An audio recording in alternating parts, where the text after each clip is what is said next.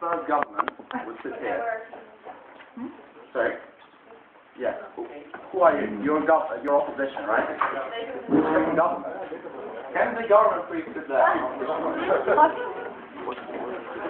Come on. Yes. How is it? I'm sorry.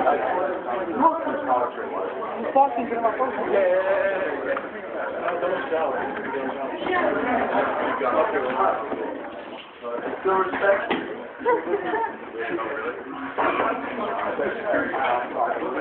Right. Your phone won't die.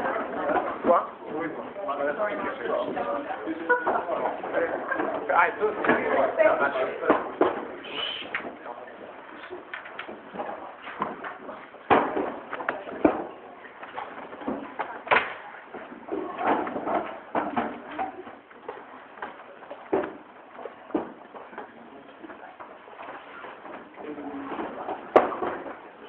As the Prime Minister, I'm proud to answer this motion, and before we move on, I would like to explain exactly how we're going to implement that in our society.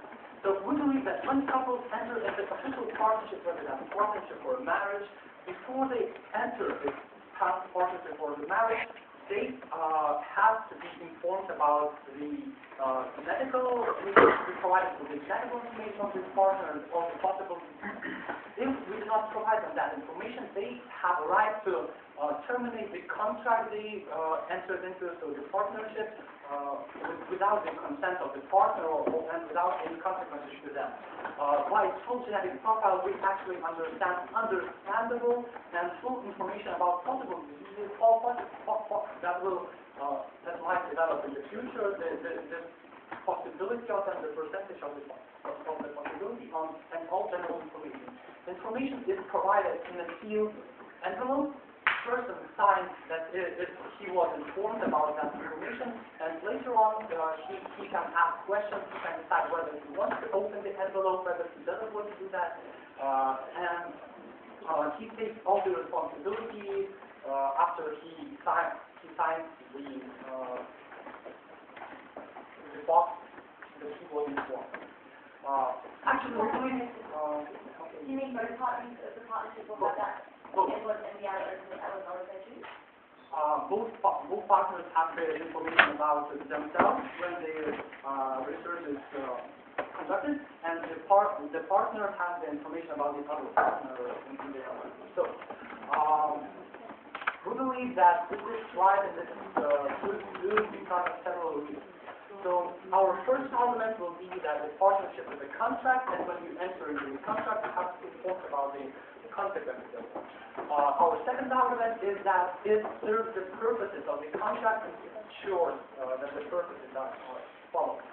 Then I would see why the government is the right subject to do that and what consequences will follow.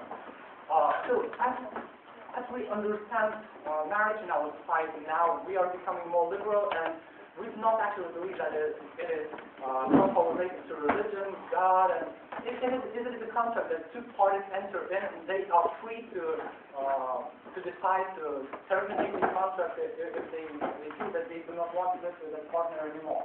So currently, because of all the historical reasons, our society is formed in a way that before you enter into that contract, you are actually in a situation where you have to take a chance, you have to take a lottery, you actually take the obligation to support your partner in cases of illness, of cases, in cases of financial struggle, but you actually do not know what will come after a few years you live together.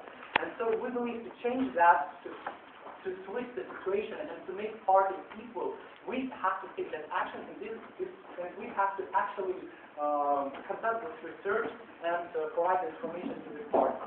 No, thank you. As the second argument of ours proves, we in that way ensure that the purpose of the contract is preserved and is ensured. The parties might enter into the marriage, into the partnership due to different reasons. They might want children, and if other partner is incapable of having children, it is better for them to know that before they enter into the marriage. And if they do not want probably children and if they want longer happy relationship, they can make a decision after they get the information. And in all the different cases in the future when gay marriages might be legalized, the partners might be informed about not genetical issues like AIDS and all the diseases that might ensure the long and happy life of those people. Another benefit we get from that is actually that comes from the case of Angelina Jolie and Brad Pitt. I explain that.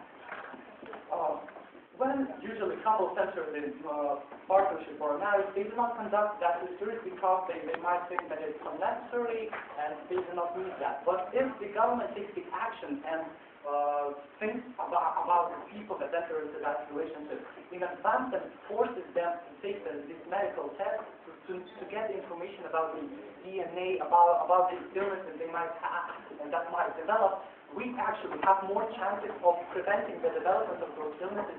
And as in the case of Angelina Jolie performing a surgery that will reduce the chances of development of the cancer to like really small percentage, and in that way we might actually help couples to avoid troubles in the future, to avoid like misery of losing your partner if they want.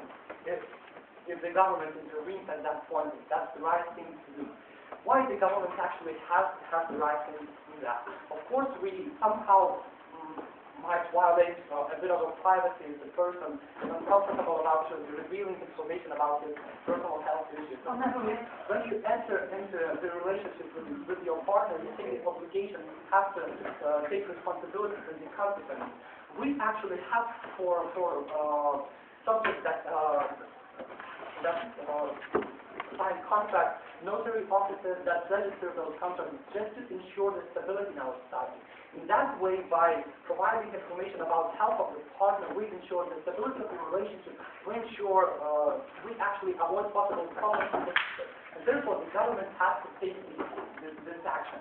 And all in all, to sum up my speech, we believe that by this action, we achieve the better quality of the marriage institution, of the partnership institution, because the parties are informed, the parties are in equal position before they sign the contract, and they are able to make a decision for themselves, and they are able to decide whether they want to go through that life with a partner, whether they want to take the chances, whether they want to start a treatment, and that is how the purposes of this contract are ensured. And that leads to happiness and equality of those people who are married. That prevents the government from future possible conflicts, procedures, and healthcare issues as the partners might get treatment in advance. And for all these reasons, I beg you to support this motion. Thank you.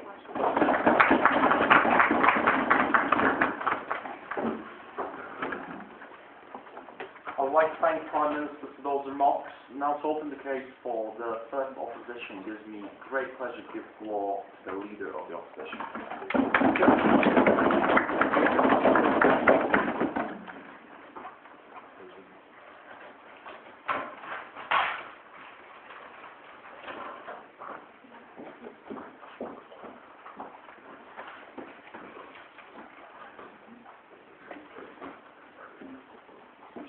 Ladies and gentlemen, I don't know about you, but I already think I'm going to have enough trouble getting someone to marry me without having to force them to go through something before they do so. And I don't think any of us in this room really want to have to add that to what we're after now. But as well as my personal beliefs aside, I think there's several important things that need to be discussed in today's debate. We're going to bring you through opening opposition why this is not wrong with the government and why, it may violate a right to privacy, which is what the opening government is actually spot on. And we're going to spend a lot of time with that, exactly why that is.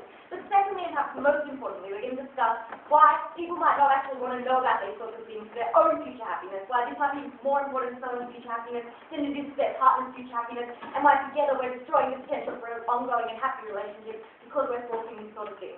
So before I get there, some points of rebuttal. Firstly, we have this idea that this model was sometimes justified on the basis that a partnership is a contract.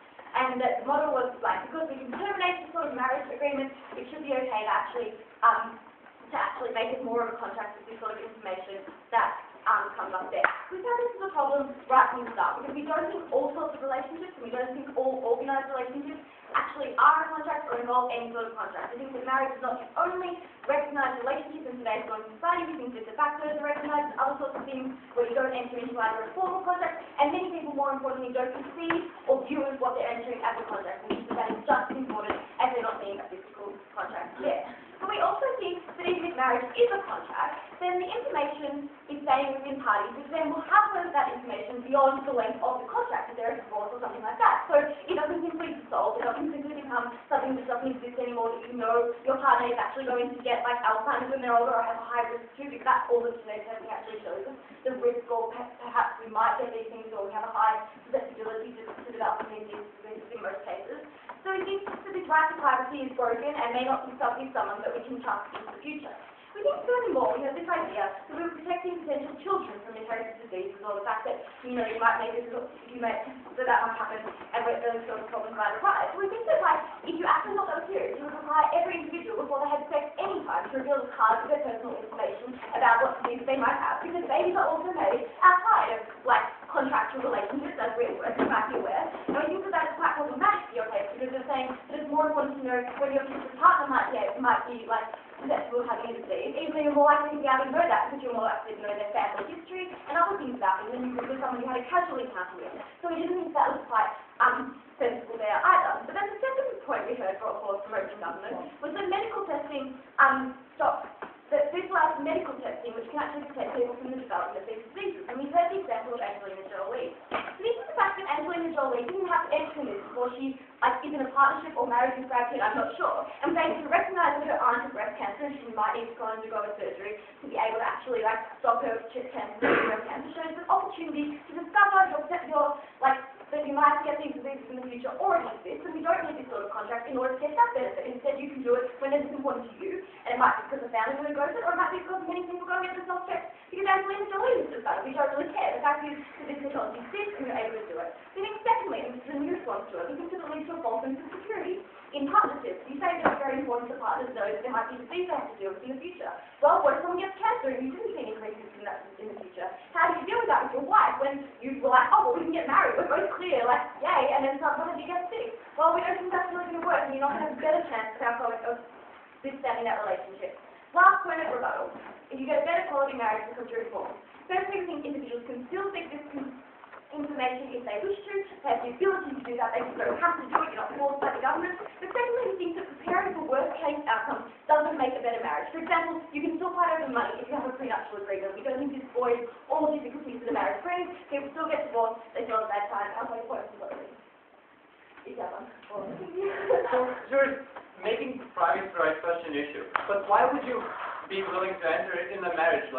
Spend the rest of your life with a person that you're not willing to be honest with from the day you begin. This is the interesting point. It's a twofold response. The first is that you may not be being honest with your partner. If you know your aunt is really sick and maybe you're going to get that disease too. That's one level. But most people don't know they're going to get these diseases. But guess what? They don't want to know. They want to live their life as happily as they can until the point where they get this disease. They find that fundamentally important to their happiness.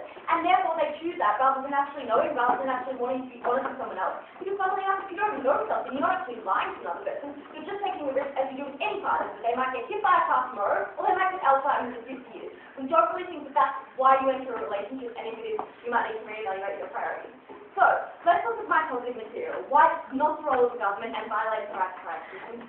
And this is me. So the role of the government is to legislate to protect individuals who cannot protect themselves, and in situations where harm occurs to society at large. We think in this situation, individuals can absolutely protect themselves from diseases by asking their partner to undergo these sorts of tests. That's incredibly important to them, and not agreeing to marry someone who won't undergo these tests if that's so incredibly important to them.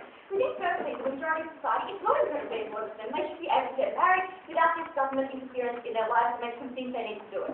We think secondly, we think that the government should provide choice and information rather than a requirement that people need to undergo this kind of. We think they should not force testing, but rather say, look, these tests are available out there. There's a lot of diseases at the moment. You might want to check the future of your relationship. Sure, people can go ahead and do this. It fundamentally changes when you force this requirement as a threshold in order to get married. We think that an individual who is not you and may never see you again if they choose not to marry you after finding out this information knows all of your personal medical history now. We think that's incredibly harmful. And secondly, we think the testing is available today and unpopular. We think there's a reason it's unpopular. It's because people don't want this information on themselves or a loved one, because most people want to live to the moment and actually know, what's going to happen there. We think the harm is not so severe and can be avoided if they want to, like by individuals, the government doesn't need to intervene. But this leads me nicely into my final point, which is why both parties might prefer not to know their future happiness. Mr. Speaker, we believe that individuals are the best judges of their own happiness.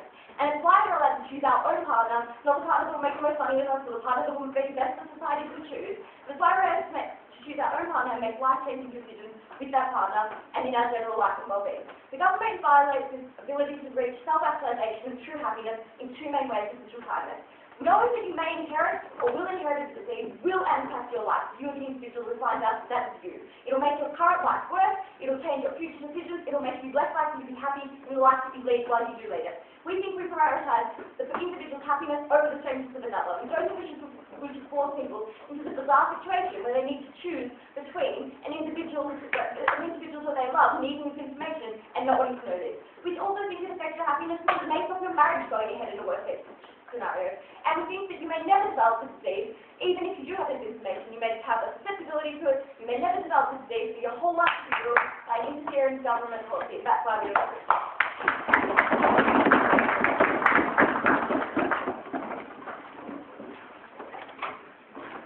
I would like to thank you for your remarks.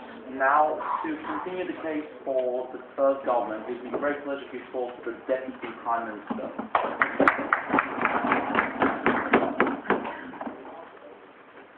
Okay, so good afternoon, ladies and gentlemen. Today I'm going to defend this and give you the reasons why it is the role of the government to do this, why it can do this, why the individual has to have this right, and in this kind of like, while damaging the others, right? But before any of this, some rebuttal, some clarification so that we understand. First of all, saying that if you don't want to know if somehow it's horrible, what we're saying, we're not forcing this information upon you. You have a decision whether you want to open the envelope or whether you do not want to open it. That comes even when it comes to your own information, when it comes to not your own information. What we're saying here is that every individual should be provided with the right to do so, to have a choice in this decision. What they're saying is that this might be horrible if I will understand what will happen. If you do understand you don't want to have what will happen to you, just don't open it. Another thing is talking about why we're not talking about when you have intercourse or whatever, just interaction with the other person. First of all, when you're entering an official relationship, you're forming your future. You have to recognize that this is a long-term thing. That's why we have this sort of information has to be provided in this sort of contract. When it comes to intercourse or just random relationships, we would still allow, if you can just live together forever without entering this formal contract, which is under the governance of the government.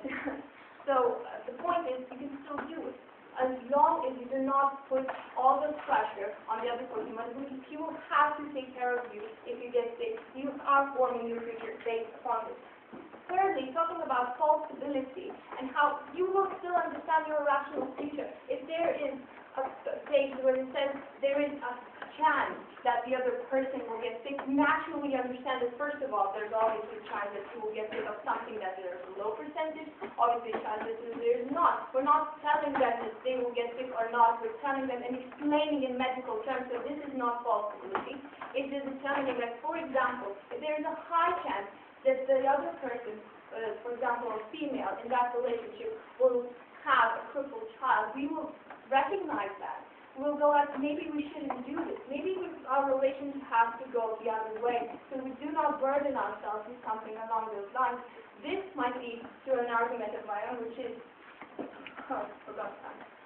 is the fact that this will benefit the quality of those relationships when you actually understand the goals, when you talk about it, and you do not, in the process, have the reason of knowing what's happening. If you think this is such a great plan, why don't you force everyone to do it and everyone's okay?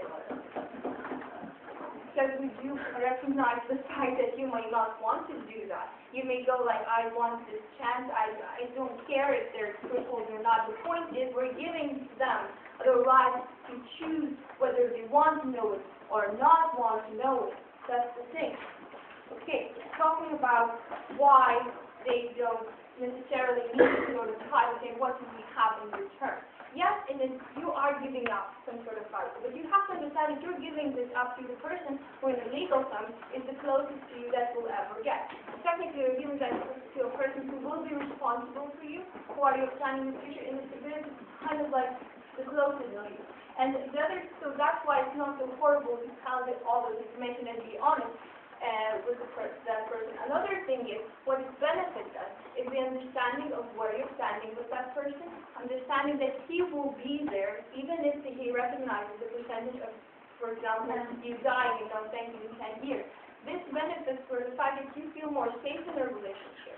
Safety recognizes the fact that you will be able to express yourself more. You will be able to do more with this relationship, to talk about it, be more conscious about it, will benefit the quality of life of your own. Talking about this is, here comes the role of the government, which has to ensure that stability. First of all, the stability of the couple directly influences the stability of the society. Why? Because when people are together, responsible for one another, this gives a certain stability when something bad happens, there's something responsible, you're not all alone in the field, no thank you. When you have, another thing is, people are not so likely to move around and make irrational decisions. They have some things that are responsible for them, but as long as that is said, they have somebody they are responsible for as well. It gives them a sense where, somebody please show me the time, please. 5 minutes. 5 minutes. So, to a sense, no thank you, this will benefit the society in the sense that we are providing them with more opportunities to express themselves. That's what government is concerned, the safety of the society, the whole point where it can move forward more efficiently. And another thing is, with the emphasis on the fact that we're not enforcing them to open this envelope if they do not want to, no thank you. Talking about the better quality of the relationship. And as provided that when you enter this sort of thing, you don't necessarily understand where you're getting there. What happens? No thank you. This will raise a discussion within the couple of what do they want to do with it. Whenever you don't really think about it, then that's what they say, like, talking about maybe it's not important to them. Or first, yes, if it's not important, don't accept. Another thing is, you may not know whether it is important to you or not, and that is where the government comes in. It's going to go like, look guys, we think it is important to know your health, and this will make you think for 1 second, maybe it is important that the other partner knows about my health, maybe it is important that I know when it comes to building my future with that person. So, first of all, it makes you question your health and what part it plays, taking into consideration. And once you know these things, it makes you talk to that partner about it. This comes into where you recognize what you want to do with the other person, what is this relationship, maybe we don't need this relationship, maybe all we wanted to do is just stay together, we didn't even need the official marriage to understand what kind of relationship we're entering. We have to recognize that this is the official relationship, not just being together. That's why it's super important to know of every single variable in the contract that is represented. So, due to the fact that this is a contract, due to the fact that all the purposes are met, because people, it's beneficial for people to lose the right to privacy because of all the benefits. I beg you to come.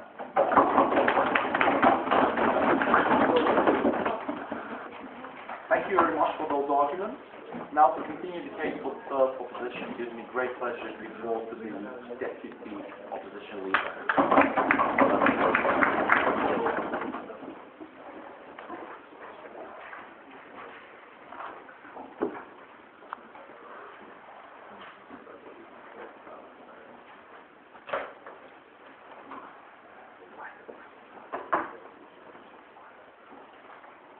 Thank you for the floor, Mr. Speaker.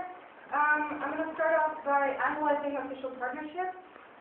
Then I will go into the benefit, the quality of the relationship and how this will not benefit the quality of the relationship. I will further on discuss the false sense of security that has been mentioned before. then I will say that this information might be harmful, especially in the wrong hands, and tie this in with honesty. And later on, if I have time, I will touch on the role of the government. Okay, so basically what we've heard from the proposition side is that official partnership is a contract, and this is a long-term contract. Well, we recognize the value of official partnership, and we think that people may have different reasons for entering into official partnership. For example, the recognition of the relationship by the community, by each other, affirming this faith and this dedication to each other. Second of all, this is not as pretty, but tax reasons. There's also this legitimization of children, and things like love and dedication. All these reasons have not been touched by the proposition, whereas they are very important in this debate. Religion is actually also a reason. And as a proposition has said that we live in a liberal society, so there are still plenty of people that are religious and that would like to go into an official partnership because of religious reasons. So these people are actually forced to give out information to others who then may or may not have the choice, according to what the proposition likes, to open this envelope. And I will touch upon this later because this is harmful. And we've also seen that there are other forms of partnerships and short-term relationships that are not touched upon, and we don't fully understand why, because the benefits of this that the proposition has given also applies to other forms of partnerships, such as just living together for a longer time. Then I will go on to how this benefits the qualities of relationships. We don't think this benefits the quality of a relationship, and I would like to give you an example from my personal life. I am currently in a long-term relationship, and I have been for 3 years. And I started out living across the street from that person. And after 2 years, his mom got cancer, and he had to move to another country. I did not expect that, and I was sort of hoping that we'd get back together. Then I moved to another country, and we've been further apart. And now we live around 300 kilometers apart from each other. If I had known this in the beginning, I would not have entered into this relationship. Now that I know it, and now that I know him so well as I do now, and now that I know the situation and that it is doable, I would like to stay with him. I think this is comparable to the situation we're discussing now. Well, I recognize that when you enter into marriage, you know each other pretty well, but over the course of time, so I've experienced, you get to know each other even better. And you want to assess whether you want to stick to this person when you are in the situation that they might have disease at that time. Because then you're more likely to know that person better and to know whether you want to do that or not. No, thank you. So basically, the length of the relationship and how well you know each other is an important factor. Then, secondly, the sense of trust and security. As we've seen before, you get a momentary assessment, basically, of the risk, and this. No, thank you. This means that partners are going to assess something by the risk, whereas we know that results in the past are not, predicting the future as such. So people might have a really high risk of getting cancer, and then they don't get it. And then the government has destroyed this relationship because people were curious enough to open the envelope about their partner, whereas the partner might not get sick. So basically, this ties in with the false sense of security. You might think, oh, my partner is not likely to get a disease, and then a new disease develops, and he gets that, or he gets run over by a car, or something else. You can also get disabled by, getting run over by a car. So that's, for example, not included in this plan at all, and people should be able to assess whether they want to stay together with another person if they haven't been for a longer time. So basically, what we also see is that this information that another person can choose whether or not he wants to about somebody else who has not consented to this might be harmful to that person.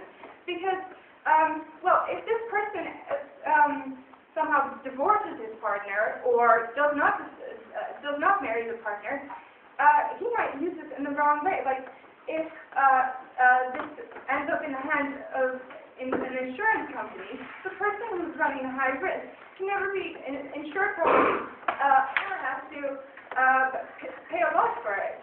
And we think that this is an unfair downside to people who want to get married, because you're sort of discriminating against the people who want to have their children legitimately and want to have a relationship recognized and who want to avoid tax or buy a house together or who love each other and just want to commit to each other. And lastly, second lastly, people might not prefer to know for all of these reasons because their partner might leave them in the future. And lastly, this is not the role of government as we have seen before, because the government is tasked to protect the society as a whole, or people who can't protect themselves. And what we see here is that people get the information, they choose whether they get the information of another person, and this does not prevent any diseases. It does not help the relationship as a whole, because people will separate if they choose to do so based on this information, and therefore it harms more than it has any benefit. So that's why I'm proud to oppose.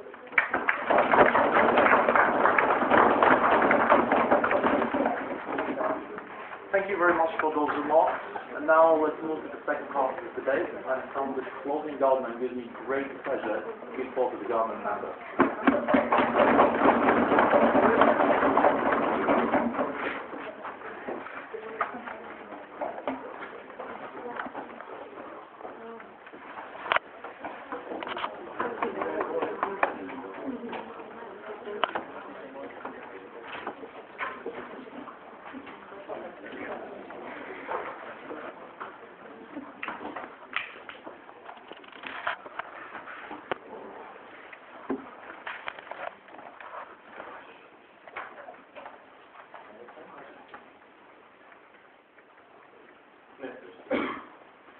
We're happy to oppose them on almost every single thing that they bring you.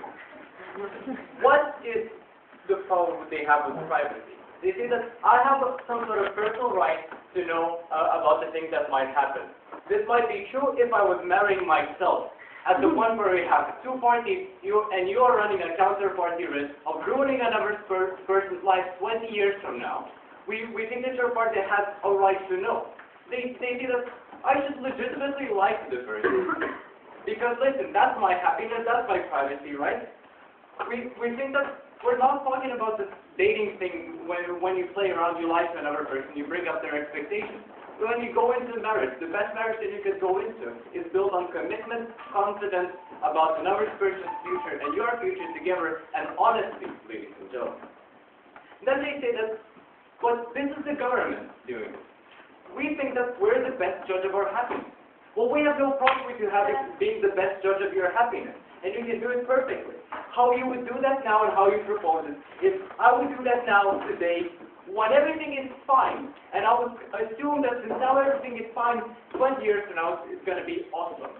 We think that 20 years from now, if your partner actually does get Alzheimer's, you cannot leave it because of social pressure, and you're taking loans just to support your partner's disease. We don't think that you're going to find much of this happiness and fulfillment, and you should have a right to know. Again, what the second speaker brings you is that, your partner can leave you. And whether your partner can leave you or wouldn't, that is not our decision. That is not the government's role in this. We're not making you, leave another person. We're not giving you the idea. You're making the ideas yourself. Whether another person would leave or you wouldn't leave, it is still your choice. It is completely in your hands. What we give you is a tool to consider more things when you plan a future with another person. You currently consider many things when planning a future. We think this is a good thing to consider. And then she finishes with this melodramatic point. But what if my partner leaves me? Just because I told him, just because, I didn't like him, what if my partner leaves me? We think that if he really loved you, or if you are the partner who is running cancer risk and not telling the other person, if you really love your partner, you would tell him. This is the relationship that you want to build on the basis of dishonesty. We don't think that that's the sort of thing that you want to go for. So what we bring you here today is an analysis of how this helps us shape our choices. And secondly, how it is an immoral choice to lie to your partner in this specific case. To go to the first argument, we think that as a speaker, we plan our life, and it involves any huge choice. Going to university, where I'm going to live, where I'm going to work. This is one of the greatest choices that I can make.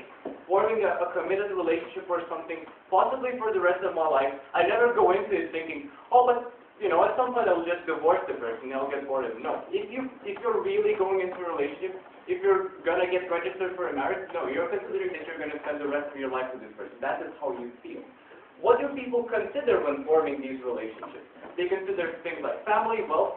We see that somehow as a perfectly legitimate thing to consider whether my partner's education is enough to be sustaining our living in the future, or whether what the wage he will be earning is enough, or whether his family is enough, or whatever behavior he has. We think that this is no different from these sort of things. This gives another point of the consideration. How people judge these things as status quo, is it really critical, Mr. Speaker? We think that when you are in the love phase, what you do when shaping these decisions, even if you consider wealth and family, what you follow is mostly the organs that are not your brain. We think people should be allowed to make better choices and to shape these choices. Now, how do they do that? And before that, what are the other things and the other barriers that they don't tell you about? Because listen, people fear it's not a conscious choice. We don't think that your fear should get away from a thing that might lead you to making better choices. People also don't have money. We're happy that Angelina Jolie can afford it. We would be more happy if everyone can get this information. But how this changes everything once we start doing it? We think that firstly people end up recognizing their responsibility to be honest to your partner, which is in the opposition land, in the government land, the thing that should be the basis and the cornerstone of your relationship. We think that's very important. We think secondly, and most importantly, we make people plan. By this, you are forced to think of your future. You are forced to visualize your future with your partner. It gives you another filter of consideration and it leads to a stronger choice when you actually have considered and made more arguments internally for it. And I'll take you in 2 minutes. We think that spontaneity and these sort of lucky relationships are really nice in short term. Not in long term when I'm going to spend the rest of my life with this person. I want to have as many filters of consideration that I can have. And I'll take 2. Why should my future partner who wants medical knowledge force me to choose between my love and happiness I am not knowing I might have a hereditary illness, not blind, but not knowing? So I have a status quo bias. I would love to say that my happiness today is going to be great. I wouldn't care about my future happiness. Therefore, I will just choose not to know. But when you think of it absolutely, and you think, holistically look at it, it's not that you're going to receive very much happiness if it actually comes to materialize that you are in a big risk or your partner is in a big risk. The point that you're happy now, it doesn't give us anything. We think what we do and how we make the decision depends on bias, and that's why we cannot make a normal decision. That's why we cannot even be honest to our partner now. Because first of what we do is we have overconfidence bias. Like me and Tados, we smoked during the break. I think that I could never get cancer. I always think that I'm better than the others. That's the natural overconfidence bias that anyone has. I think it's quite likely Tados will get cancer. Secondly, I have a probability bias and confirmation bias. If someone in my family did have it, I will overthink it. Whenever I see spots on my skin like I have now, I have paranoia about the the skin disease that's running through my family. I do not have a normal understanding of what this risk might be. Even if I was honest to my partner, I would end up over-exaggerating. We want people to actually tell the truth to their partner. We think that, firstly, we have rational ignorance, the sort of fear thing that we just don't want to know. I will just ignore it. We think all these things, we destroy them. We give people actual information. We give people actual numbers and choices. We don't force you to leave anyone. The government is not making decisions for you. We think it's all in your hands, but the decision you're making is much better. It's much less affected by biases. You're much more making a better decision, and you're a better judge of your happiness. But you're a better judge of your happiness if you can judge the happiness that you will have in 20 years, not only the happy, fuzzy feeling that you're feeling now. Thank you.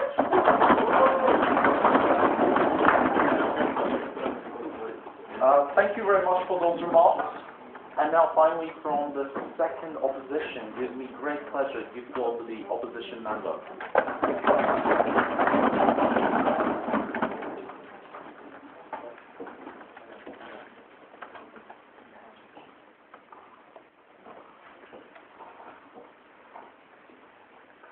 Mr. Speaker, quite frankly, we don't see that much of a difference between status quo and their plan. Because what they were supposed to argue in this debate is about why it is okay for government to force you that information, because by the motion, you require this individual to know that information. Because what they do now, they say, you have a possibility to know that information because we give you an envelope. But it's exactly the same as the status quo, because anytime you can go and choose to know these things.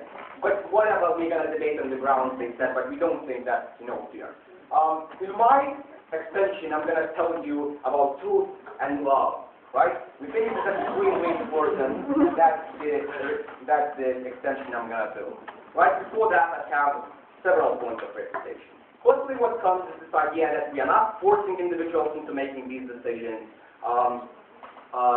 But we tell you that it's not really a meaningful choice to give to these individuals at the point when we hand them an envelope. Because recognize that by our very nature, they are very curious creatures, right? Because when you get your exam results, you know that they are there, you can't help yourself but to check them, right? You can't live constantly with knowing that sort of information, that availability of information. And so we tell you that at some point, let it be the beginning of the relationship, let it be the further end of the relationship, you're going to check that kind of information at some point, right? So we think that it's not really a meaningful choice, and at the end of the day, these individuals are going to check that information. That looks more like what the debate was supposed to be about, right? Secondly, we tell you that they talk about something like it's ensures purpose of the contract reserve, because if you want to have children, you are supposed to know all that kind of information. We tell you that it's individual prerogative to know that kind of information and to choose whether they need to know that information or not. Because I'm going to explain you, in my extension, why truth is not absolute and why truth only has an instrumental value to our happiness, right? Thirdly, they tell why government has the right. They tell you that government should ensure stability and safety in the society, and government should ensure that people do not make irrational decisions. We tell you that's not the world we would like to live in. We tell you that the world we like to live in is where people make their own decisions about what they think provides them happiness and what makes them happy. We don't think that it's government's responsibility, or actually that government has any right to interfere in a personal relationship between two consenting adults. We think that's prerogative of these two consenting adults, to check that kind of information.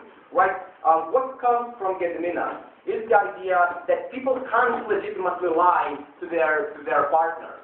We're kind of happy to concede to that, Mr. Speaker, because we're saying that it's not really lying when you provide these individuals a choice to go and check that information whenever they want. Because we do have these clinical trials, they can make a choice if they wish to go there and check that information. So no sense. We tell you that it's not really lying in any meaningful sense, as you provide a choice for these individuals to know these things, provided that they make a consent to get that kind of information. But then he brings this extension where he says how to improve choices. Firstly, he says that people are going to make better choices because they have more information. Look, we tell you that choices that we make are inherently instrumental in a sense that we make them in order to make ourselves happy, in order to provide happiness to ourselves, right? And we furthermore tell you that not always having more information leads you to making decisions that are going to make you happier. We also tell you that they tell us that individuals are forced into thinking about the future. We tell you that force is bad. We tell you that all the biases they tell about, they're very fine with, because we are individuals, we are not perfect, but we are very happy into making the choices that we want to make and the choices that we think provide us happiness. We don't want their emotionless government body making choices for us because we are presumably rational, and that's not the world we would like to live in. So truth and love and pretty much the analysis of how the relationships work. Recognize, Mr. Speaker, that truth is not absolute.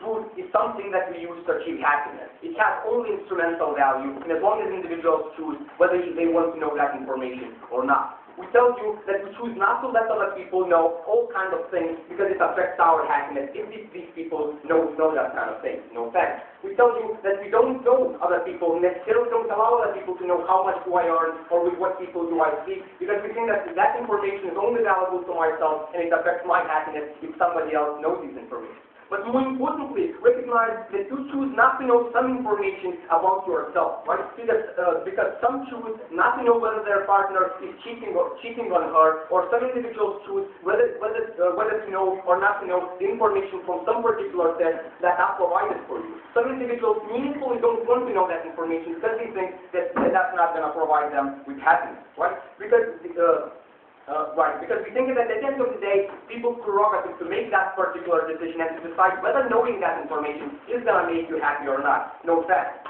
So government is a motionless truth body, Mr. Speaker, which can't put itself in shoes of an individual. Individuals are heterogeneous. They must decide for themselves what makes them happy.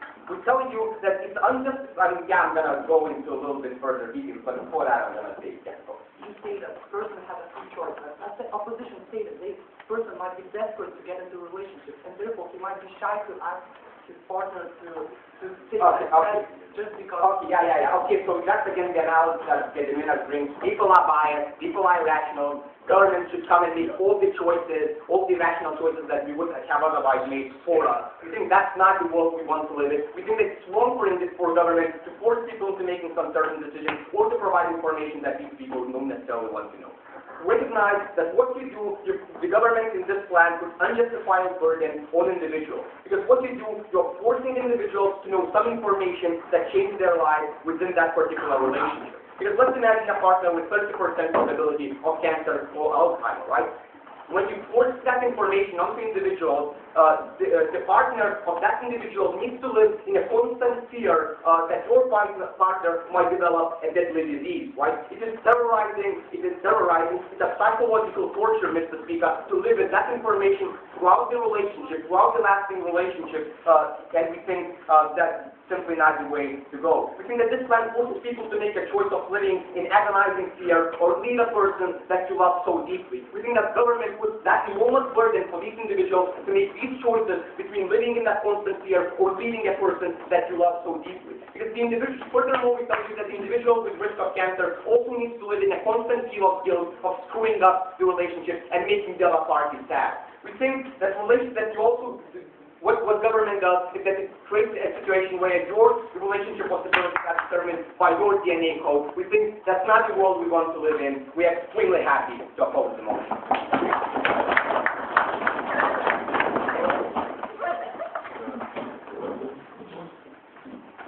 Thank you very much for those points.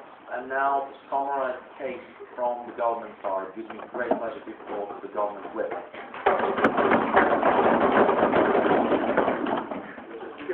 It's ironic to hear those words about truth and love from Gavin Edwards, which is shouting all the time. But despite the fact that he didn't represent it as well as he expects, he still makes a point which I refuse easily and also almost too much fun that we have.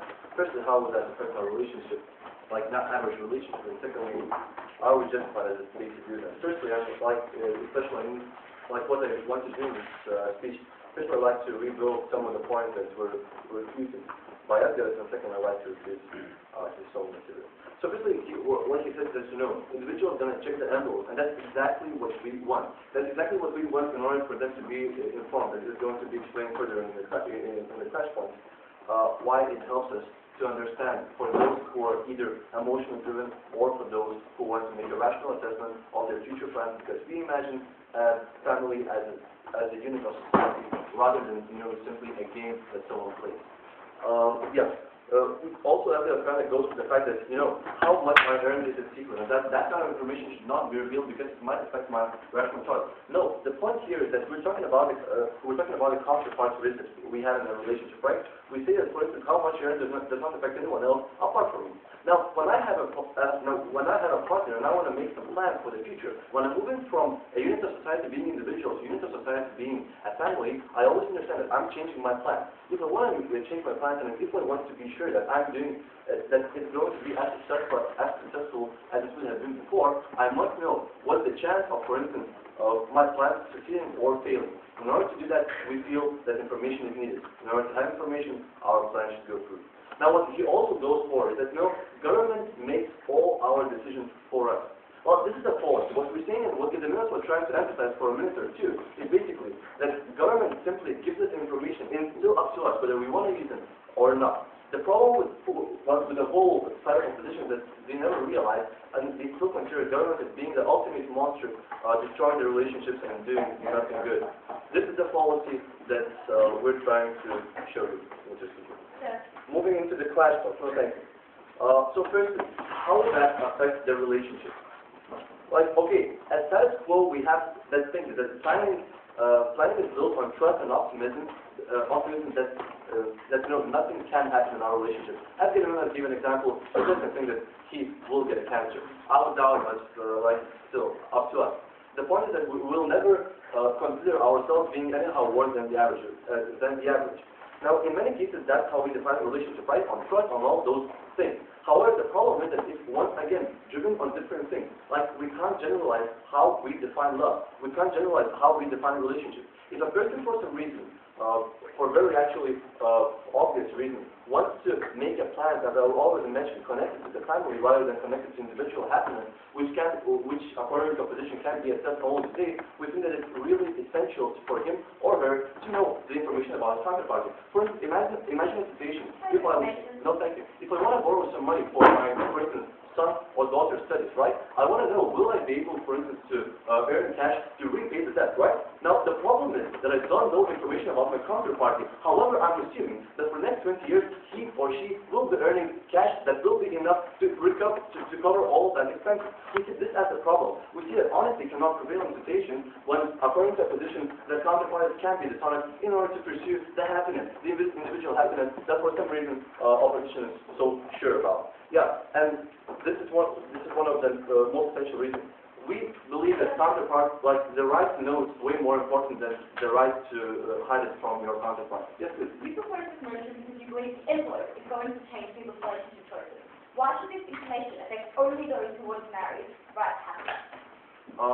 We think that envelope will give information which will make us more rational. Why we think being rational is good in that sense?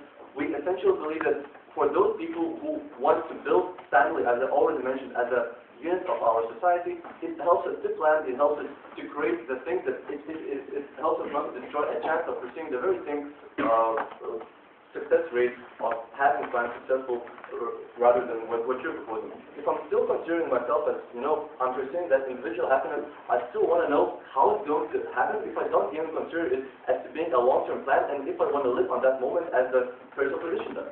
We believe that this as well helps me, for instance, to understand how much do I need to care about the counterparty, which might be exposed to the risk, as well as the fact that it simply gives me information that even though it does not necessarily connect to the fact that, for instance, I want to know, like whether my partner might get disease in 20 years or something, but it helps for me to understand whether, to what extent my relationship can move under those circumstances if I'm pursuing my happiness at status quo. Because of these reasons, we think that the relationship in that sense will become more rational for those who want it to be rational. We think this is essential.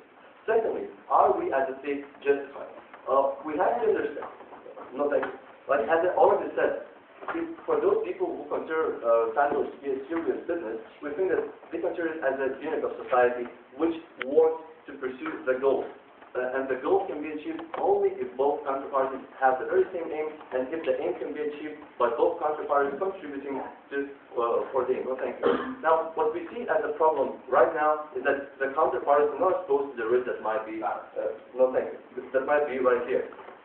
Hence, as you mentioned, we believe that the right to know about the facts, like those pure facts of your counterparty, are way more important than the things that you're trying to hide, which might, according to opposition, give you some happiness as status quo. What we don't see happening, as the minute mentioned, is that the fact is, if you're truly in love, most probably you will understand the fact, like this, for instance, if your partner is exposed to some risk, and still, if it's a true relationship which is based on the commitment, on honesty, and on trust, you're going not change your decision because of these factors. You simply will be able to know more. We think that this is like the basis of our society if we consider it as a unit of our society, and it's essential for us as individuals if we're changing our plans and if we're changing our perception of how I imagine myself in the society, whether as an individual pursuing my own happiness or as a family which is trying to pursue the happiness of the family.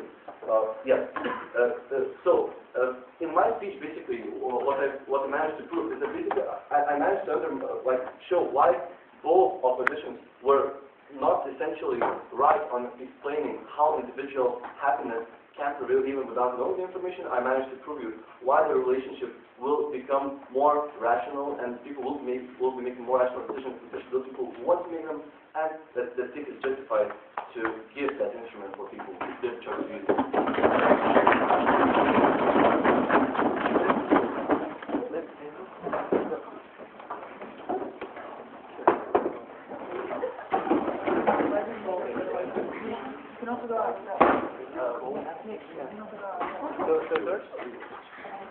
Thank you very much for those points.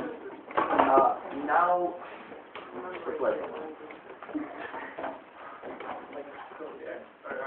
That door also works?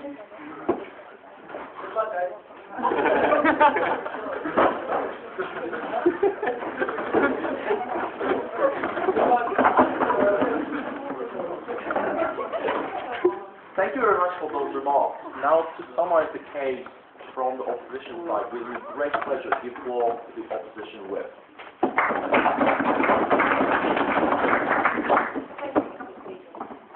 The proposition here, they tell us that we're living in a lie within our relationship. What we try to do is that we're absolutely happy with living in that lie. If it makes us more happy, if it makes our choices more meaningful and better, and doesn't make us with the horrible truth that these tests will provide. So I'm going to talk about three things in my summary speech. I'm going to talk about the state. Then I'm going to talk about how it distorts the values we have. And thirdly, I'm going to talk about the harms to the individuals and their relationships that come from it. So the state. So what we find problematic is the state choosing these things. If it is meaningful in your relationship, you have a chance to do that inside the status quo. The problem is that only people themselves know what and how is important for them within their relationship and in terms of their own happiness. The state is really not very well informed on how each individual person builds their relationship. The problem we have with this is that there are very different people that define their happiness in very different ways. What they create is a situation where you have no chance to opt out and you have no choice in it. So now Gilligan tells us that we have made biased choices, right? That our opinions, that we're going to be more rational on their side of the house. We don't think that living with the thought of your partner possibly dying at old age or having Alzheimer's at old age is a fear that makes you more rational. We don't think that feeling the guilt of being sick yourself to some extent is necessarily something that makes you more rational and makes you make better choices. So,